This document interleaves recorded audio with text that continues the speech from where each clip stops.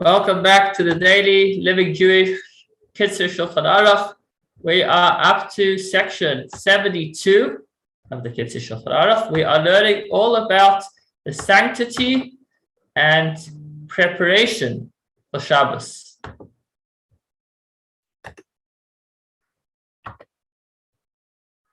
For the holiness of Shabbos and its preparation.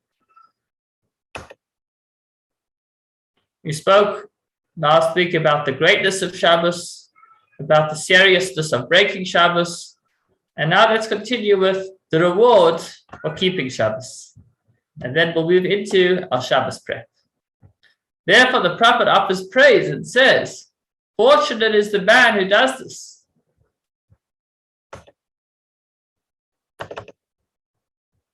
And the Son of Man who maintains this, he who deserves the Shabbos from desecration, etc. The prophet describes the reward of one who keeps the Shabbos in accordance with halacha and honors it and delights in it to his utmost ability. So what happens to somebody who does keep Shabbos according to halacha? He honors it, he has delight in this. The prophet tells us he'll be rewarded in this world, besides the great reward reserved for him in the world to come. As the prophet says, if you restrain your feet from going out of the tchum, meaning if a person holds himself back from traveling outside of the city limits, and if you abstain from doing your business on my holy day, and you proclaim Shabbos the delightful day, and the sanctified of God, honored, and you honor it by not engaging in your weekday activities, and you abstain from pursuing your business affairs and from speaking words pertaining to your weekday needs, be even careful, as we'll learn soon, about not talking about mundane matters on Shabbos. Then, what will happen? You will delight yourself before Hashem, and I will cause you to ride over the heights of the earth, and will nourish you with the inheritance of Yaakov, Jacob, your father, for the mouth of Hashem has spoken. So we see that the Yeshayahu elaborates on what it means to keep Shabbos in quite an elaborate way, in a beautiful way, and describes that the reward for that is also over the top. Hashem will cause us to ride over the heights. We will be nourished physically, spiritually. So in addition to whatever reward awaits us in Gan Eden for keeping Shabbos, already in this world, somebody who is able to keep Shabbos the way it ought to be kept will receive bounty, nourishment as well. So now that we've reminded ourselves of how important Shabbos is, let's see how we can prepare for Shabbos. Tonight is already Wednesday. In Judaism, the night precedes the day. So today is Tuesday, tonight is Wednesday. Already on Wednesday, we begin to prepare for Shabbos. As we see in the song of the day, the end of the song of the day of Wednesday already says, "L'chun Radna," let us come and sing and prepare for Shabbos. So we've got to remember the Shabbos day to keep it holy. What does it mean to remember the Shabbos day to keep it holy? It means you must remember the Shabbos every day of the week to keep it holy. Thus, if you happen to find a rare delicacy which is not available every day, and which will not spoil, you should buy it in honor of Shabbos. So I mentioned Wednesday, really already from Sunday we begin to prepare for Shabbos. And once it's the eve of Shabbos, or the day before Shabbos, meaning Friday, it is a mitzvah to rise early in the morning to purchase your Shabbos needs. So it's actually a mitzvah to have a head start to Friday so that you will be ready for Shabbos bright and early. You may shop for them even before davening, provided that doing so will not cause you to miss davening with the minyan. It is preferable to make purchases on Friday in honor of Shabbos rather than on Thursday. So this is quite a telling halacha. The halacha forbids a person from doing anything before davening. A person isn't even allowed to eat or drink before davening unless he needs that in order to give him strength to daven. But just to sit down for a lavish breakfast is something that is not allowed. The person is not even allowed to go over to his friend and say hi, unless it was an act of tzedakah or chesed, or if you bumped into him on the street. So if you can't even knock on your neighbor's door and say, good morning, how are you doing? Then how would you be allowed to go shopping? Well, the answer is the importance of Shabbos. Since Shabbos is so important, therefore you're even allowed to go early to the stores and buy what you need before they run out, even before you daven, as long as it's not going to cause you to lose out on davening with a minyan. So why not shop the day before? Well, maybe then it won't be fresh. So if you obviously whatever you can buy the day before, buy the day before. But if you want to buy something, you want to get some fresh challah, freshly baked, and you want it on Friday, not Thursday, but you want to make sure that you get it before it runs out, then you can actually go ahead and purchase your challah even before davening, provided you'll still be able to daven Shabbos with a minyan. And something that requires preparation should be purchased on Thursday. With each person's purchase, you should say, this is in honor of Shabbos. Put it very high on your consciousness. That's from the Arizal. In accordance with the ordinance of Ezra, clothes should be laundered on Thursday in honor of Shabbos, and not on Friday, because on Friday you need to be engaged in preparations for Shabbos, such as food. So we should actually also wash our clothing. If we're washing our clothes once a week, then your laundry day should be Thursday.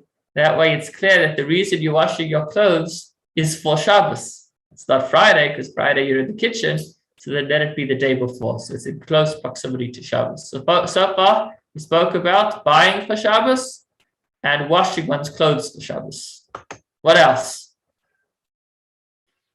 So who's going to make Shabbos? Who's going to get the food ready? Even though he may have many servants, it is a mitzvah for every person to do something himself in honor of Shabbos, in order to honor it. As was the custom of the sages of the Talmud. For example, Rav Chisda, one of the great sages of the Talmud, used to cut the vegetables very fine. He used to make the salad. Rabbah and Rav Yosef, other great sages, used to chop wood for cooking. Rav Zera used to light the fire. Rav Nachman used to put the house in order. So the Gemara tells us about the specific tasks that each of these sages did. These were all not very, per se, they're not very dignified tasks. But when it's for Shabbos, then everything becomes dignified. Rav Nachman used to put the house in order and would bring in the vessels needed for Shabbos and remove the weekly vessels. He would set the Shabbos, make the house ready for Shabbos, put away the laptops, and take out the challah board. Everyone should learn from them and not say, I will not blemish my honor. For by honoring the Shabbos, a person is honoring himself. There's actually nothing more honorable than giving honor to the Shabbos, even if it is a very mundane task, because it's no longer mundane. It's now being done for Shabbos. What about making challah? So it's the custom amongst Jews everywhere to bake challah in honor of Shabbos. Certainly, if on weekdays you eat bread from a non-Jewish bakery, meaning if you eat bread that's not Pas Yisrael, bread whose oven was not turned on by a Jew, if you eat that bread during the week, which one is allowed to eat, many don't eat it, as it's better not to, but if you do eat it, then you should take care to eat bread baked by a Jew for Shabbos. So, what's unique about challah over any other bread? So for starters, if a person is buying other bread that wasn't baked by a Jew, that's not Pas Yisrael, then that wouldn't be a honorable bread to be used for Shabbos. Therefore, when it comes to Shabbos, a person should ensure that the bread is baked by a Jew. If it's a challah, then hopefully, not always, but hopefully that means that the ovens have been turned on by a Jew. But even if on weekdays you eat bread from a Jewish bakery, even if you always only have Pas Yisrael, you always only eat bread that was baked by a Jew. When it comes to Shabbos, the bread should be baked at home to give the woman of the house the opportunity to fulfill the mitzvah of separating challah. One of the special 3 mitzvahs for women is to separate challah, and you only have that opportunity if you make the challah. So in honor of Shabbos, it is a custom of many, many centuries for the woman to make challah, especially for Shabbos, and have the opportunity to do the special mitzvah. This is not a requirement. Certainly, if under pressure, you can go ahead and buy your challah that's been baked by a Jew, but it certainly is a very significant custom. This is especially important for the woman because Adam was created on Friday, and he was referred to as the challah of the world, meaning he was formed by God's very own hands. And Chava, the woman, through her sin, caused him to lose much of his greatness. It doesn't make him not responsible. Man was punished too. But the fact that she convinced him to lose a lot of his greatness, so she's able to rectify this loss through the mitzvah of challah. So by her taking away from the challah, from that perfect man, by convincing him to sin, in a negative sense, she's able to rectify that by separating a portion of challah nowadays when she bakes her challah. 3 challahs should be made: a large one, a medium one, and a small one. The medium one for the evening meal, the large one for the daytime meal, to show that the honor of the daytime meal is of greater importance, and the small one for the third meal. So I actually didn't look into this now again, but the Friday night meal, there's a whole special kiddush that we make when we have our Friday night meal. It's a long kiddush, all the way from Yom HaShishi until Mekadosh Shabbos. It's a long bracha. When it comes to Shabbos day, the kiddush is almost just Boyer Pri Hagafen, maybe a verse beforehand, Al Kaid. So the Shabbos day meal can be understood to be of less importance. Friday night is Shabbos, but Shabbos day, sometimes that could be forgotten. And so therefore he says, to the contrary, a person should make a larger challah for Shabbos day meal to indicate its importance. And then a third meal we wash again Shabbos afternoon for Shalosh Shuttas, but that already could be a smaller meal since we've already had a big meal that morning. And so that would take the small challah. So we've covered buying stuff for Shabbos, laundering our clothes on Thursday, being involved in the kitchen. So the men of this group, make sure that you make your way to the kitchen on Friday. And if you feel that you're not up for it, then you can look to all the sages of the Talmud. And if they did it, you could do it too. I have a brother-in-law who was quite amazing when I once went there for a Shabbos a few years ago in Toronto. He's a big Rosh Yeshiva, very respected by thousands. And comes Friday and he would make Shabbos. He would go in already early morning and buy lots and lots of food for a large family, and he would be in the kitchen for much of the day, which was a rather unique sight for me to see somebody of that caliber involved in the kitchen. But we see over here in Kitzur Shulchan Aruch that he was actually spending his time very well. There's no better way to spend our time than on a Friday than to be in the kitchen, men included.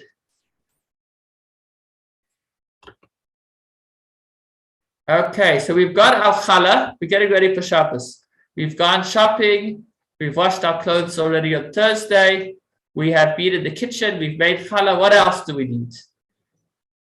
The best. You should prepare choice meats and fish and fine wine. One moment, please.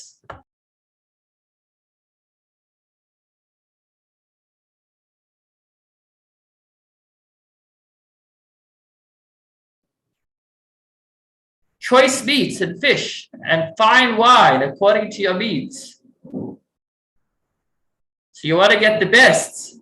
Pretend it's a wedding. It is a mitzvah to eat fish at every Shabbos meal if it agrees with you. But if it does not agree with you, or if it isn't pleasing to your taste, you should not eat it. The Shabbos was given for enjoyment and not for discomfort. So here's quite an interesting one over here about fish. So he starts by saying, have fish at every meal. Why are you having fish at every meal? Because it's delicious. It should be the best of fish. But if it was simply because it was delicious, then you wouldn't need to say have fish. You could just say have whatever you like. If you like chocolate, then have chocolate at every meal. So it seems to me that when the sages suggested certain foods as being honorable and delicious foods, it wasn't just by chance that, it happens to be that we like fish and therefore we suggest you have fish too. It seems that there is spiritual significance in specifically fish and meats. But that said, If it's something that you can't eat, that you don't like, then there's no requirement to eat it. But between me and you could probably try to develop a taste if that is somewhat possible. Maybe it will be fancy fish, salmon, sushi, who knows what. But if there is a fish that you really enjoy, then have it on the menu for all of your Shabbos meals. You should sharpen the knives. That's another act of preparation, so that you'll be able to eat with ease. Well, this is also included in honoring the Shabbos. You should put the house in order, make the beds, cover the table with a tablecloth. The table should remain covered the entire Shabbos.